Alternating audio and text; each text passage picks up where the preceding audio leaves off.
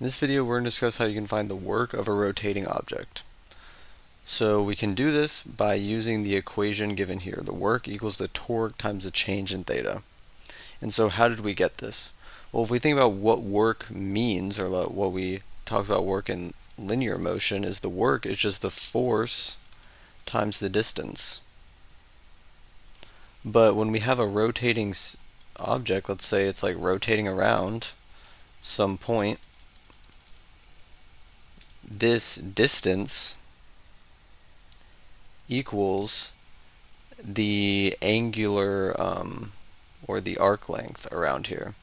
So we can actually say this work equals the force times, we'll call the arc length S, right? And so what is S equal? Well, we learned previously that S equals the radius times the change in the angle. So if we plug that in, we get force times the radius times the change in theta, and we know that the force times radius is just the torque. So that's how we can derive this equation, and so that's what we said that was. So we can use this to solve problems for work of rotating systems, and we'll see how we do that right here. So a solid disk with a rotational inertia of 2 kilograms meters squared and a radius of 2 meters initially at rest. A constant force of 4 newtons applied tangentially to the disk, causing it to rotate 6 radians. How much work is done, and what is the disk's final angular velocity?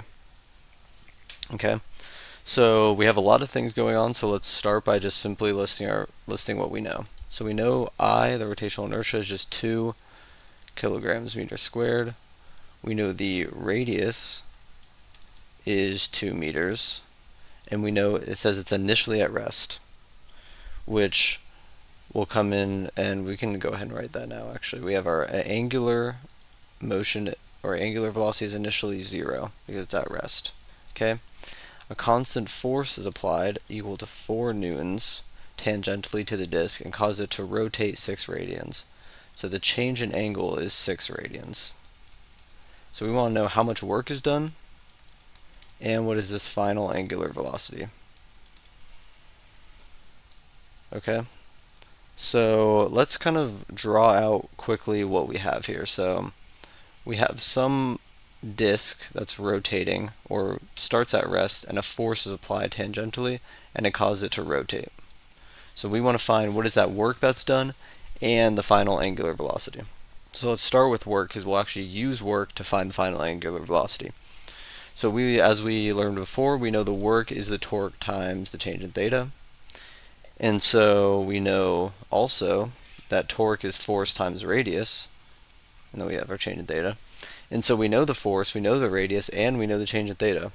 And since this force is tangential to the disk, our theta in terms of where the force is to where the motion is going to be 180 degrees. So the sine of, or it's going to be 90 degrees, it's going to be perpendicular, so that the sine is just 1, and so we don't need the sine of theta term for the torque here, because it's applied perpendicularly. So we can just go ahead and plug in the variables we're given here to this equation, and once we plug these in, we can get our work. So our work will equal 48 joules. Okay, so now we need to find what is the final angular velocity. Well, when we think back to our energy unit, we knew that the work just equals the change in kinetic energy. And in this case, since this disk is only rotating, there is no linear kinetic energy to worry about. We only have to worry about this rotational kinetic energy. And so we learned what rotational kinetic energy was in the last video. So go back and watch that after this if you don't know how to do rotational kinetic energy. But we can use that to find the change in the rotational velocity. Okay, so we can first off write it as the kinetic energy final minus the kinetic energy initial. And since our initial angular velocity is 0, this just goes to 0 because there's no motion, no energy. So it's really just work equals this kinetic energy final. And so basically what the rotational kinetic energy is, and we derive this from the linear velocity one, is just the rotational inertia times the angular velocity squared, and this is final. Okay, and so now we have all these variables, so we can go ahead and rearrange this for the final angular velocity, and so we would have the square root of 2 times omega over I.